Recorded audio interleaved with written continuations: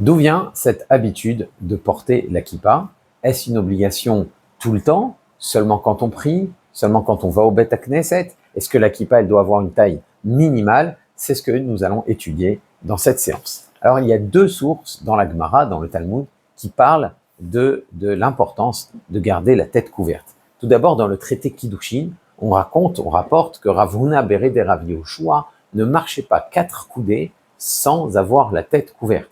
Il disait, Shechina lema'ala miroshi, la présence divine est au-dessus de ma tête, comment irais-je la tête découverte? Donc selon cette Gemara, le fait d'avoir une kippa, le fait d'avoir la tête couverte, eh bien, ça vient nous rappeler qu'on a quelqu'un au-dessus de soi, on a le Créateur au-dessus de soi, et ça vient nous rappeler nos limites d'être humain.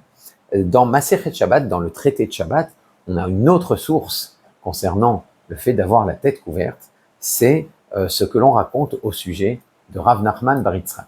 On raconte que des astrologues avaient dit à la maman de Rav Nachman bar Yitzhak, alors certainement qu'elle n'est pas allée les consulter parce que c'était une femme très pieuse, peut-être que ça s'est passé lors d'une discussion dans les rues de Babylone ou dans un marché, eh bien ils lui ont dit, en la voyant enceinte peut-être, ou en la voyant avec son petit garçon, ils lui ont dit, eh bien ton fils, tel qu'on le voit, il va grandir et il va devenir un voleur.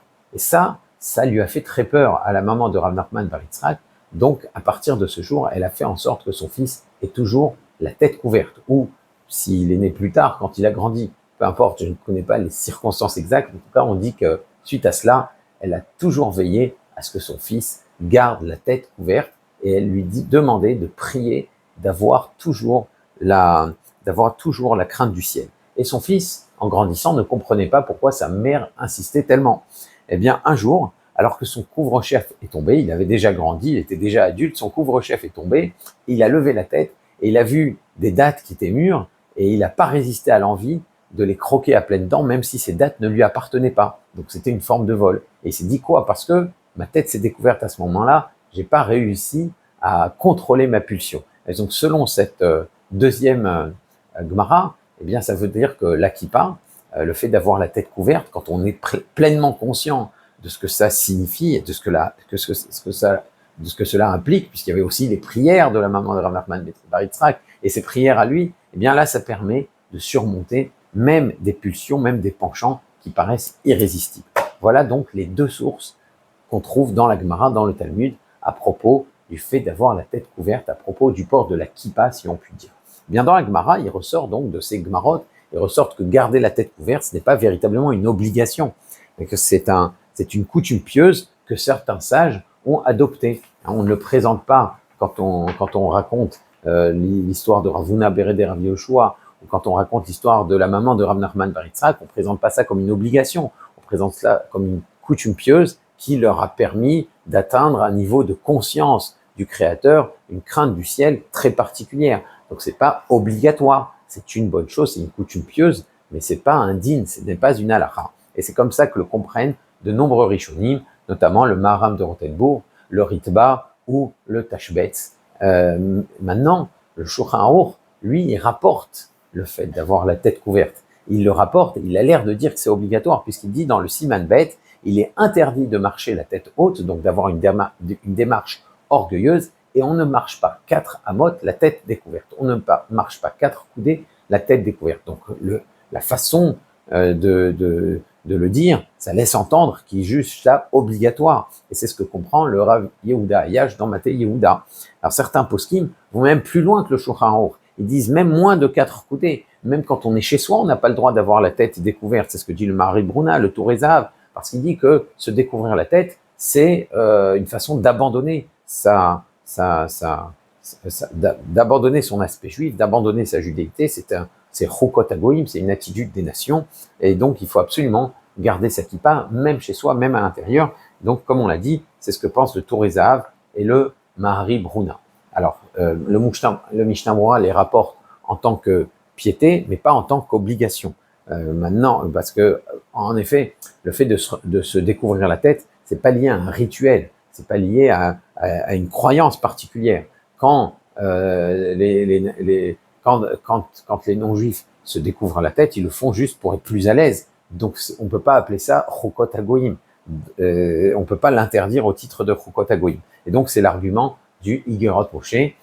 Donc d'après cela, ça reste une marque de piété, mais ça peut pas être interdit de se découvrir la tête. D'ailleurs, si on fait attention au mot même du Shulchan Aruch, on pourra entendre que même le Shulchan Aruch pense que ce n'est pas obligatoire, parce qu'il dit il est interdit d'aller la tête haute, donc ça c'est interdit d'avoir une démarche orgueilleuse, c'est interdit, et on ne marche pas 4 amot la tête découverte, on ne le fait pas. Il dit pas que c'est interdit de le faire, il dit on ne le fait pas. On ne le fait pas, peut-être justement pour ne pas devenir orgueilleux, d'accord, parce que comme dans l'histoire de Ravuna Bered et Rav Yeshua, avoir la tête couverte, c'est une façon d'avoir de l'humilité, mais il ne parle pas d'interdit dans cette deuxième phrase, dans la deuxième partie de cette phrase. Et donc ça laisse entendre que même d'après le Shulchan Aruch, c'est pas véritablement obligatoire. C'est une habitude, c'est devenu une habitude peut-être, mais ce n'est pas obligatoire, et c'est ce que comprennent le Chida et de nombreux autres Acharonim. Donc ça veut dire que même d'après le Shulchan Aruch, ce n'est pas formellement obligatoire. Alors maintenant, les poskim contemporains estiment que de nos jours, le port de la kippa, c'est quand même devenu une quasi-obligation, car c'est une façon de montrer qu'on reste un juif pratiquant. Si on ne porte pas de kippa, notre entourage peut nous soupçonner d'avoir abandonné la pratique de la Torah et des mitzvot, d'avoir abandonné le judaïsme, et donc pour éviter ce mari ta'aïn, il faut garder au moins une kippa sur la tête.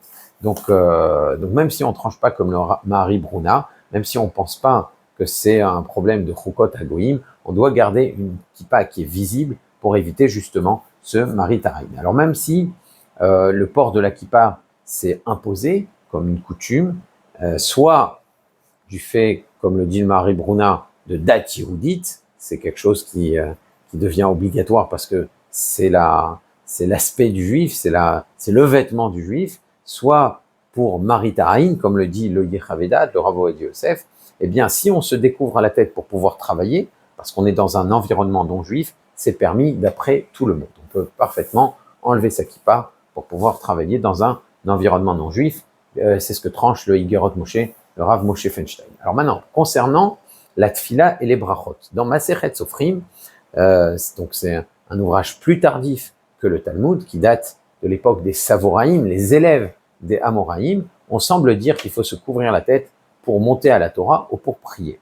Le Rambam tranche clairement qu'on ne doit pas prier la tête découverte. Maintenant, le Rambam Maïmonide, il ne rappelle pas l'obligation, l'exigence de la kippa pour dire des brachot, pour dire des bénédictions, ou pour rentrer au Beit HaKnesset, mais d'autres Rishonim, d'autres décisionnaires médiévaux, comme Rabbeinu Peretz, pensent qu'on doit se couvrir la tête quand on rentre au Beit HaKnesset, et Rabbeinu Yocham, lui aussi un décisionnaire médiéval du sud de la France, il tranche qu'il est interdit de dire une bracha, la tête découverte, et même si cette position elle n'est pas unanime, il y a d'autres Rishonim, d'autres décisionnaires médiévaux qui pensaient que c'était pas obligatoire, malgré tout, ça s'est imposé, et donc c'est la halakha, et c'est ce que tranche le Shulchan Aruch. Donc pour dire des brachot, pour prier, pour rentrer au Beit HaKnesset, c'est sûr que c'est obligatoire d'avoir au moins une kippa. Alors quelle est la taille de cette kippa? Quelle doit être la taille de cette kippa? Il existe 3 opinions concernant la taille de la kippa. Certains sont stricts et pensent que la kippa doit couvrir la tête. Comme la kippa doit couvrir la tête, eh bien elle doit couvrir la majorité de la tête, puisqu'il y a un principe de robot qui est rouleau. Si on veut que la tête soit couverte, il faut que la majorité de la tête soit couverte.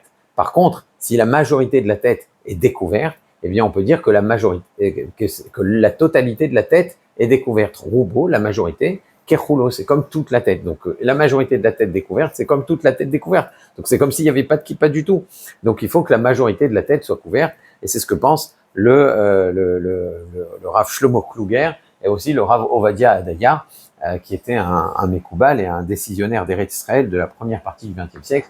Donc parmi d'autres poskim évidemment, là c'est une première chita, une première vue. Il faut que la kippa fasse la majorité, couvre la majorité de la tête. D'autres pensent qu'il suffit que la kippa soit visible, puisque c'est un problème de mari ta'aïn, puisqu'on doit voir que je porte une kippa pour bien comprendre que je reste un juif fidèle à la Torah et aux mitzvot.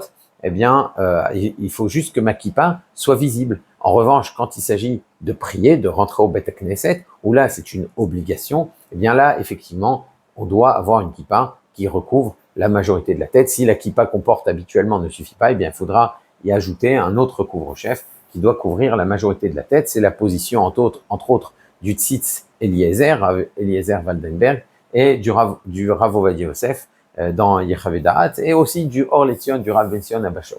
C'est une shita, une vue qui est intermédiaire.